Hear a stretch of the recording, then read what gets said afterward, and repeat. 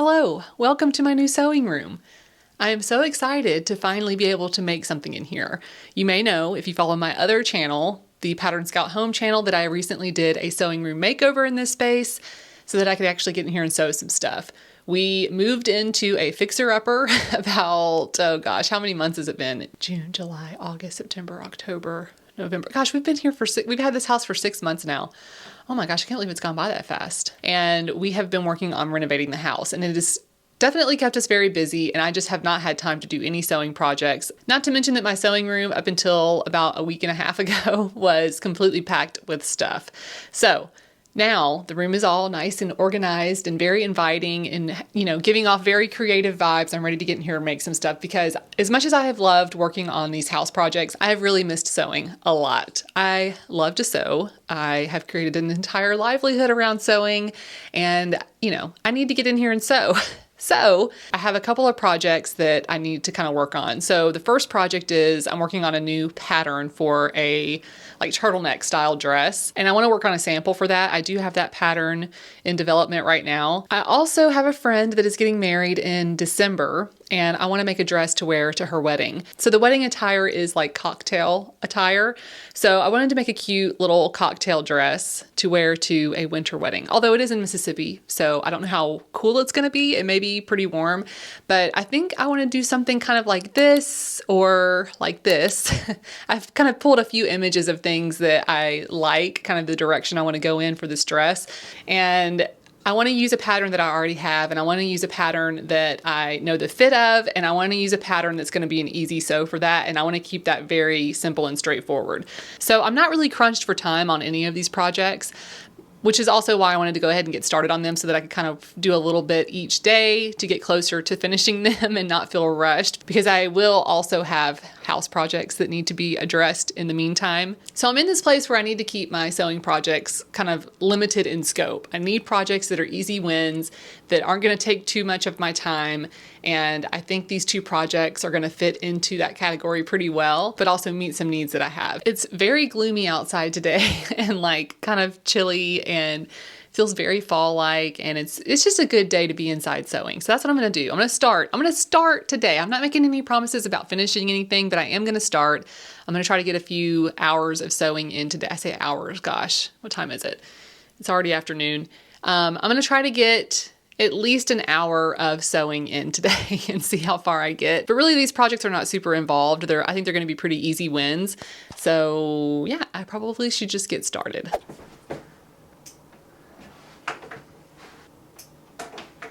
So for the pattern that I'm currently working on, I picked up this sort of modal rib knit, and it's very stretchy. I think it'll be really nice for a top, and it wasn't super expensive, but I really love the kind of green, olive green color of this. I thought it would be a really nice top, kind of transitional fall top. And then for the wedding guest dress, I picked up this velvet. So last year, was it last year? Maybe it was earlier this year, I made a wedding guest dress for a different wedding that we went to, and it was like a slip dress. It was really pretty, a navy blue, but when I made that dress, I really wanted to find like an emerald green satin to make that dress out of, and I just couldn't find it in time, or couldn't get it in time because that was a very last minute project. But I really have had a hankering for something emerald green, and I found this really pretty emerald green fabric at Joann. And I really have been wanting to make something out of velvet for a long time. I think this is going to be really nice. It's got a little bit of stretch to it. I think it'll be really comfortable, because one of the things about going to weddings, I love going to weddings, first of all. Second of all, I love to dance. So I am planning to dance, and I want something that's going to be comfortable for dancing. And I think this stretchy velvet material is going to be great for that. So I think the first thing I need to do is print out this pattern that I'm developing for the rib knit fabric. First, I'll go ahead and get that printed out and piece it together. And then I think I'm going to be using my Bridget tee pattern to make this velvet dress. I think it could be really cute. So I've already got that one ready to go. I've made it several times and really like the fit of it. So I kind of know what I'm getting into with it. And I have actually done a dress hack for that pattern before. I'll link that video in the description below this video. But I'm basically going to be using that with very few modifications to make this velvet dress.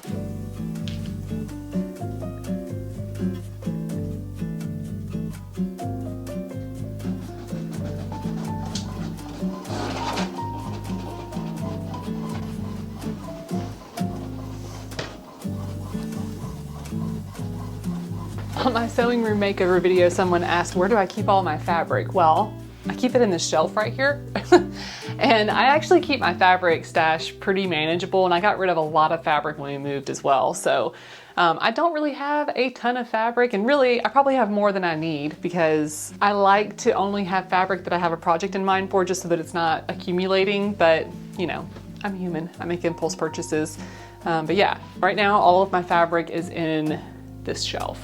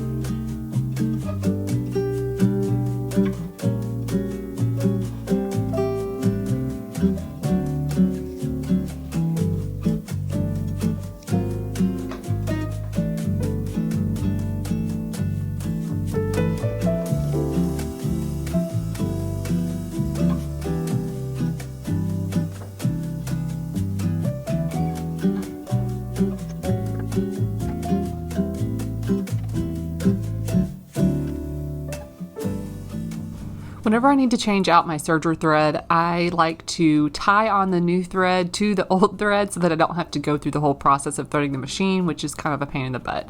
So that's what I'm doing here.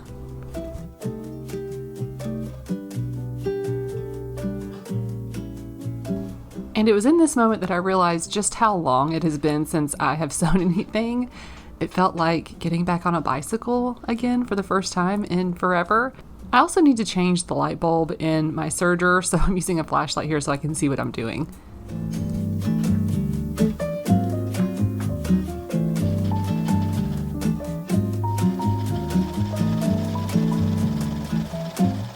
Once I had my serger prepped and all the new thread threaded into the machine, I could start working on assembling this mock-up.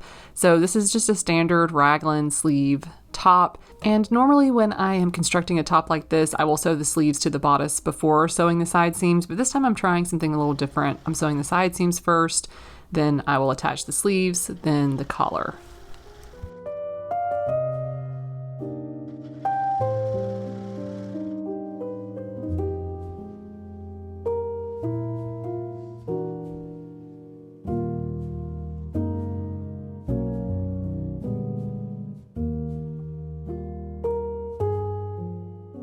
And whenever I am designing a new pattern, this is what I do. I like to work through the pattern instructions. I like to try out different construction methods and work out any kinks in the pattern. And I'm always thinking through questions like, could a beginner do this pattern? Is this going to be frustrating for someone, whether they're a beginner or not? Is it going to be an enjoyable sew for someone who's a more seasoned sewist? So these are all of the things that I like to think about when I am working on a new pattern.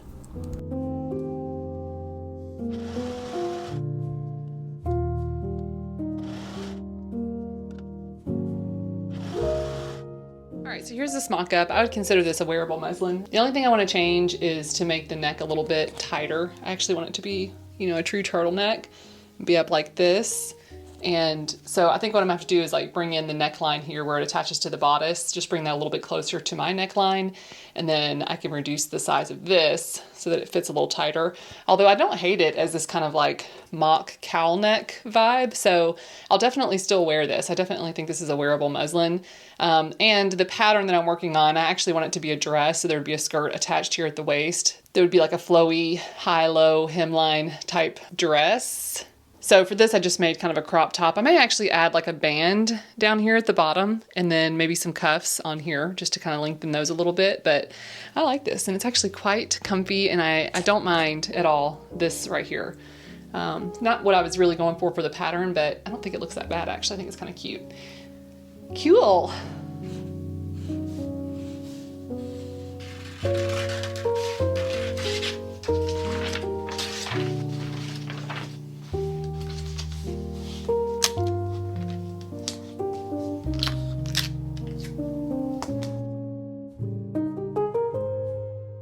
All right, I think I worked out a few of the kinks with that pattern yesterday. I have some ideas for how to move forward with that.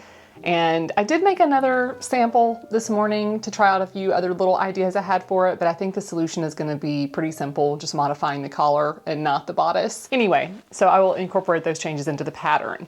Now I want to start working on this velvet dress, and the pattern I want to use is the Bridget tee, and I actually have that pattern already ready to go because I've made it so many times, and I'm just going to make one little modification to it.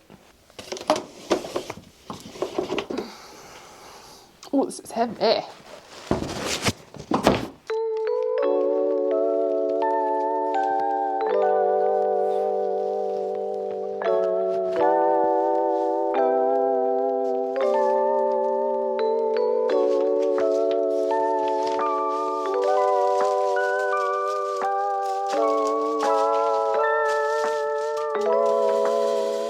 Bridget pattern, there is no shoulder seam. The back bodice shoulder piece here wraps around to the front and connects to the front bodice. So this is the front bodice. It's just got a straight neckline here along the front bodice.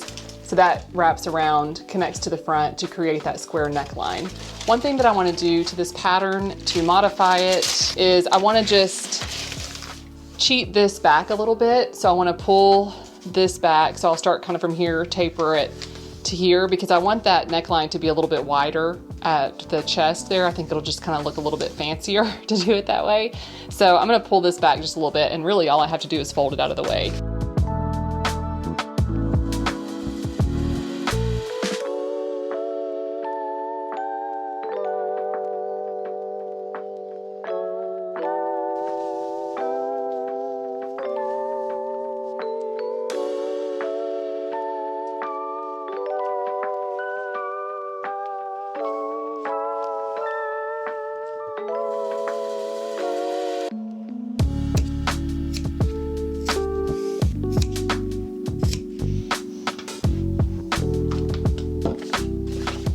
I decided to add a little strip of velvet at the top of the lining for the front bodice, and I just did this by splitting the pattern in two pieces at that point and adding that strip.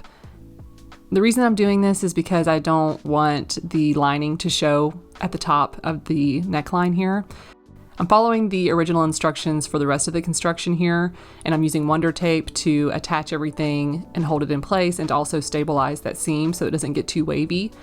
And I've linked the Bridget tee pattern and the two tutorials that I've done for this. One is for the original construction of the tee, and another one is a dress pattern hack that I did with this pattern a while back. So if you want to check those out, they're in the description. And then when I flip that over, you can see that now I have this square neckline. It's hard to tell here, but that little strip of velvet is right along the top edge so that the lining's not going to show.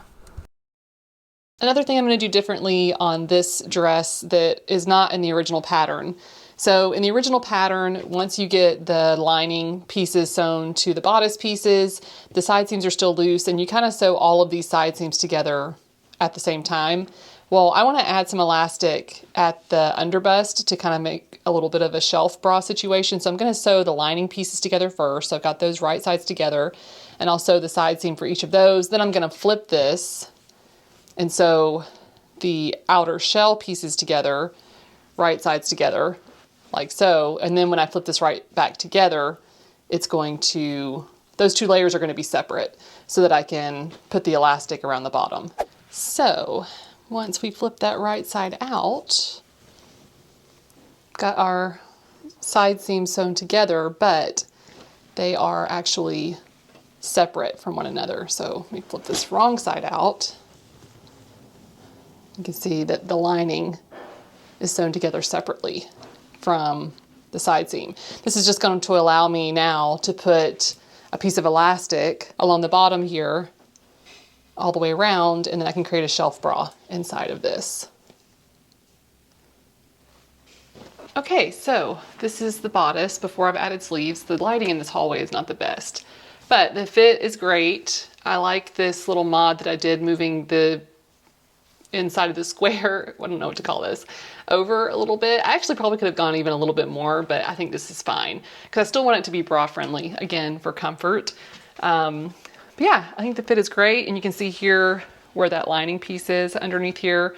That's where I'm going to put some elastic to kind of create a little bit of a shelf bra, just in case I decide I wanted to do like a strapless bra or even go braless. That's an option. I don't actually think I'll need to do any of that, but that shelf bra too will kind of help hold this down, keep it nice and secure under the bust. So I need to add sleeves. I need to add a skirt, but I think this is gonna be really pretty. And this fabric is actually extremely comfortable against my skin. I was kind of not sure how it would do against my skin. I mean, it is obviously a polyester since it's a stretch velvet, but I think this is gonna be really, really comfortable and soft against my skin. So, yay. And I need to get a light to go over this mirror. I need to hang this mirror. I gotta do a lot of things. Once I had the bodice complete, I could add the sleeves, and this was the point where I decided, you know what, I think it's time to call it a day on this pattern. I have other things I have to get to, so I will see you guys in the next video. Thanks for watching. Bye.